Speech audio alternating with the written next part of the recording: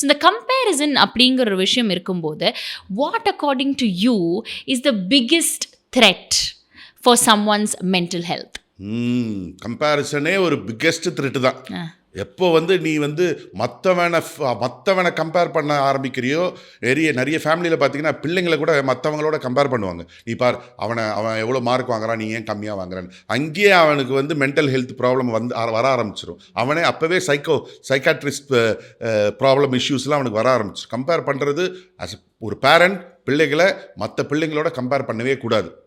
ஒரு husband wifi மற்ற ஒய்ஃபுகளோட compare பண்ணவே கூடாது. ஒரு ஒய்ஃபு ஒரு ஹஸ்பண்டை மற்ற ஹஸ்பண்ட்களோட கம்பேர் பண்ணவே கூடாது. மற்ற ஆண்களோட கம்பேர் பண்ணவே கூடாது. நம்ம பர்சனலாக மற்றவங்களோட கம்பேர் பண்ணவே கூடாது.